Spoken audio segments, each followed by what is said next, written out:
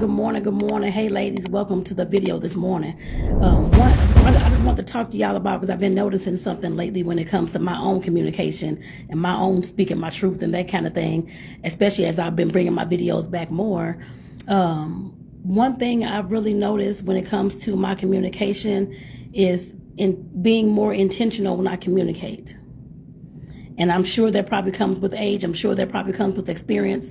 I'm sure that probably comes with a whole lot of things. So, but like I said, definitely that's something that I've noticed, because back in the day, of course, back when I was younger, late teens, I don't know, I guess up until maybe like 30, I don't know what age, but teens and 20s and stuff like that, even in my 30s, of course, not allowing myself to, of course, or I knew I should have probably waited for it to have some of those conversations. I'll put it that way. Some of the conversations that I had, of course, some of them were just all of a sudden right then. I didn't have a chance to think about it, or which most conversations happen that way. But what I'm talking about are those intentional conversations that you have, whether it's with your, no matter who is with your partner, family, mother, whoever is with. But though I'm talking about those intentional conversations that can be life-changing. I guess I put it that way. Life-changing meaning that you're looking to have some type of result. You're looking to have some type of change behind whatever conversation you're about to have, and not just fluff and that kind of thing at all.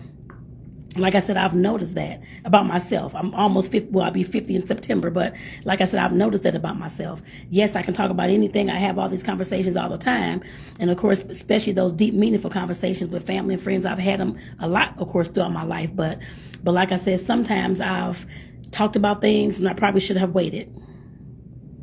And like I said, the main thing that I can see now is that I'm being more intentional with the conversations that I do, or the conversations that I do have, especially when I'm wanting change behind that conversation, or I'm looking for change behind that conversation. Because I can want whatever I want, but if the person don't feel it, don't care, then that's another thing. I put it that way. But like I said, being more intentional definitely does matter. The way I see it, definitely does matter. It matters, like I said, in how you frame things. When you're trying to talk to somebody and you're going off, because I used to go off and holler and yell, be all upset and all that kind of stuff. Now I can have a calm conversation. But maybe like the last 10, 15, I don't know, 15 years maybe, I can have a lot more calmer conversation and be more intentional, like I said, about the things that I want to talk about, the things that I want to bring up, and knowing that some of those things might be things that's going to feel like it's going to attack maybe character, or that person's I don't know, sense of themselves. I guess that's the only way I can relate it to. Some of those deep conversations that you are scared to have. Those were the words I was looking for. And like I said, in those situations, I've learned to just wait a day or two, think about things a day or two, and then come back and have those conversations. Like I said, from the person I used to be, hollering, yelling, cursing, going on, having conversations, saying stuff I don't mean. Well, some of the stuff I did mean. I ain't gonna say I didn't say. I don't, because a lot of stuff we do say, we do actually mean. It just may not come out the right way. But like I said, definitely learning how to, of course, calm myself, calm my nerves, calm my behaviors and that kind of thing, and make sure that I'm intentionally thinking about what I want to say and how I want to say it. So it won't come off like I'm being pushy, or like it's over, or this is the ultimatum, or anything like that at all. Even if it's a small change, it really doesn't matter. If I'm going into this conversation, now I know with therapy as well, that's helped me realize that too. But if I'm going into the conversation, knowing what I want to talk about, knowing how I want to come off, I guess I put it that way, knowing the words I want to use and the tone I want to say them in, like I said, that definitely helps all conversations, helped all the conversations I've been having. I guess I put it that way as well. And like I said, I definitely want to just share this with y'all this morning. This is just something that I've noticed with myself as of late. I've been doing it a lot more. I'm trying my best to, like I said, to be more intentional, especially when it comes to those topics that we are scared to talk about, whether it's relationship issues, whether it's issues with the kids, whether it's issues with finances, issues with work or job. Let me see, issues with health, body, I don't know, medical things, whatever it is, like, or traveling trips and that kind of stuff. Like I said, issues with anything. Like I said, I've definitely learned how to be more intentional instead of just hopping on into the conversation and saying things that may not come out right. Like I said, some things I do mean, some things I don't. And like I said, just definitely, I know that for the person that I am now, I've never liked to argue. I've seen arguing, fighting, all that kind of stuff growing up with my parents. My dad was very abusive. But like I said, definitely just seeing those things, I've never wanted those in any relationship.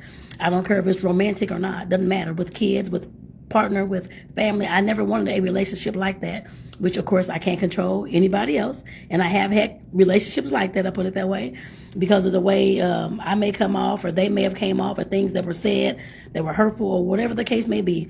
Like I said, I have had those situations come up, but now I'm learning, like I said, how to be more intentional with the conversations around those particular things, and not just, oh, this is the end, or this is the so-and-so, or that kind of thing. If I'm looking for change, and that's what I'm looking for, I need to know what I'm looking for before I go into that conversation, so that I can be more intentional about those things.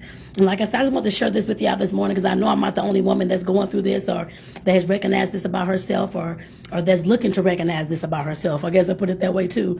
Like I said, it took me, I guess, years to kind of figure out how to have those conversations. Yes, I can have any conversation, like I said, but of course the meaningful conversations that's going to create the change that I want to see, not just in my life, but in the lives of people around me as well. And like I said, doing that and talking to people about things, you have to be more intentional. You have to know what you're going to say before you go into this conversation.